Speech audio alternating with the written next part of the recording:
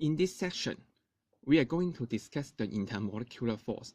First of all, it must be an attractive force between molecules.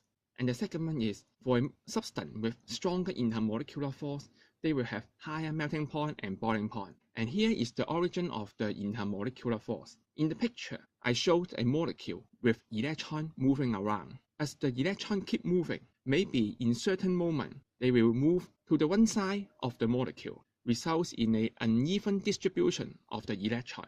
Since electron carry negative charge, the end with more electron will become slightly negative in charge, while the other side will get slightly positive charge, and this results in intermolecular force. Now we understand, for a molecule with more electron, they get stronger intermolecular force because they got higher chance to get uneven distributed.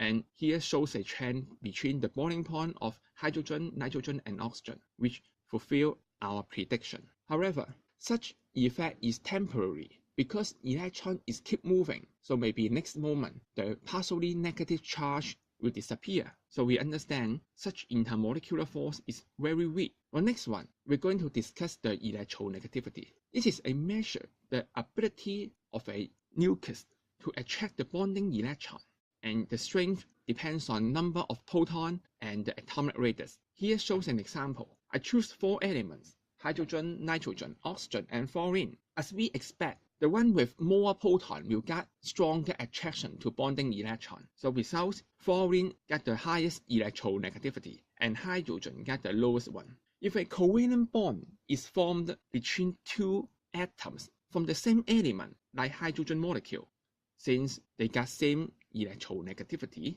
so the electron will be located at the center position of the molecule. However, if the covalent bond is formed between 2 different elements, like hydrogen and nitrogen, because they got different electronegativity, the electron will move towards nitrogen, which got higher electronegativity. Result like this. The bonding electron now do not locate in the center position. The real position is a bit away from the expected one. So once again, this generates partial charge of the molecule. Here shows 3 covalent bonds with increase in proton number or electronegativity. The bonding electron move further away from the center position, results larger partial charge. An arrow is used to illustrate the partial charge. The longer one, the stronger partial charge, and this is called larger dipole moment. For a molecule containing dipole moment, do not result in polar molecule. Here shows an example. BF3, it got trigonal planar shape, which is a symmetry one, and here shows the dipole moment. So you can see all dipole moment can be cancelled out each other, and no net dipole moment is formed. Results, BF3 is a non-polar molecule. For the 3-dimensional one, the situation is similar. CF4, which is tetrahedral shape. After draw the dipole moment, once again, they cancel out each other. No net dipole moment. Results, non-polar molecule. For the polar molecule, the dipole moment cannot cancel out. Here shows a water molecule,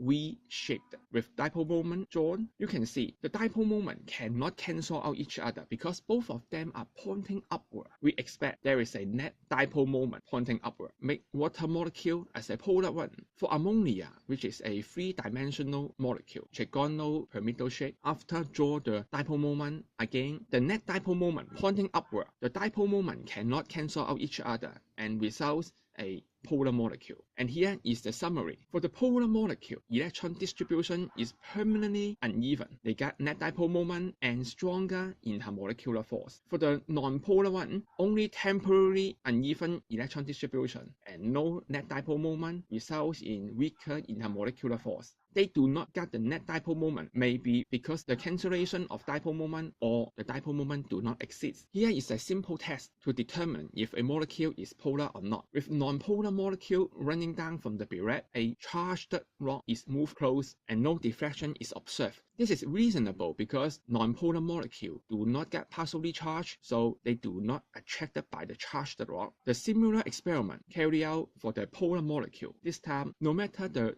charged rock is positive or negative, the results will be the same. They will deflect towards the rock. And here is the explanation. For the positive charged rock, the negative end of the molecule will be attracted, while if we use negative charged rod, this time the positive end of the molecule will be attracted. So from two experiments, the same result is they always deflect towards the charged rod.